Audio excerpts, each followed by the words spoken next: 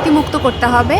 আর হচ্ছে যেটা আমরা সবচেয়ে বেশি এখন নিরাপত্তাহীনতায় ভুগছি সেটা ঠিক করতে হবে। আর হচ্ছে মব জাস্টিস অফ করতে হবে। এই তিনটা অফ করতে পারলে আমাদের বাংলাদেশটা অনেক সুন্দর হবে।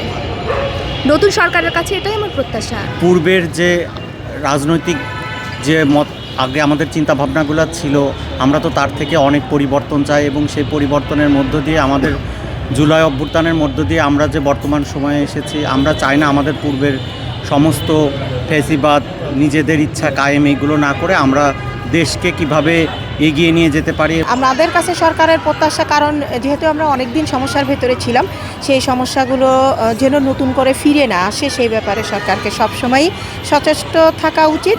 এবং আমি যেটা মনে করি এখনকার জেনারেশন সবচেয়ে বেশি গুরুত্বপূর্ণ, যেটা এখনকার সময়ে এখনকার ছেলে মেয়েদের বা এখন নতুন যারা আসছে বিভিন্ন প্রফেশনে বিভিন্ন কাজে, তাদেরকে সুযোগ দেওয়া উচিত, তাদের মতামতকে গুরুত্ব দেওয়া উচিত। একটা নির্বাচিত সরকার যেহেতু আসছে, আমাদের আশা হচ্ছে সরকার খুব সুন্দর করে সুষ্ঠুভাবে কাজ করবে, দেশের জনগণের আশা পূরণ করবে, গণমাধ্যমকে স্বচ্ছ রাখতে হবে, গণমাধ্যমে বলার অধিকার দিতে হবে।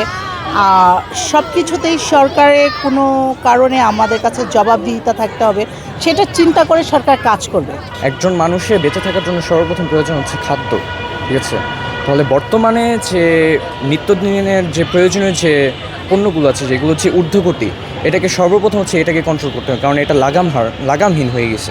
সুষ্ঠু নির্বাচনের মাধ্যমে একটা দল এসেছে এবং এই দলটা যেহেতু আমাদের অনেক পরিচিত, তো আমরা আশা রাখবো দলটি যেন তাদের পূর্ববর্তীতে যেসব ভুলগুলো হয়ে গেছে সেগুলোকে মনে রেখে যেন ভালো কাজগুলো করে, যাতে আগের ভুলগুলো তারা পরবর্তীতে আর না করে। ইতোপূর্ব বাংলাদেশে বহু নির্বাচন হয়েছে, সুষ্ঠু নির্বাচন হয়েছে, সরকার এসেছে এবং শক্তিশালী রাজনৈতিক দলগুলো ক্ষমতায় এসেছে, কিন্তু বাস্তবিক অর্থে মানুষের যে কাঙ্ক্ষিত চাওয়া যে ন্যায় সাম্য সুবিচারপূর্ণ একটি রাষ্ট্র প্রতিষ্ঠা করা, সেটা করতে তারা বারবারই ব্যর্থ হয়েছে। বিশেষ করে যারা এই জুলাই আন্দোলনে শহীদ হয়েছেন এবং এই যে রক্তের বিনিময়ে যারা একটা ফেয়ার ইলেকশন উপহার দিতে পারছেন, তাদের জন্য আসলে কি করতে হবে? বিশেষ করে যারা গ্র্যাজুয়েট, যারা পাশ করে বেরোচ্ছে, তাদের জন্য কর্মসংস্থানের ব্যবস্থা করা এবং দেশ জুড়ে যে বিভিন্ন জায়গায় যে সহিংসতামূলক ঘটনা ঘটেছে গত 1-1.5 বছরে, এই ধরনের সহিংসতা বন্ধ করতে হবে।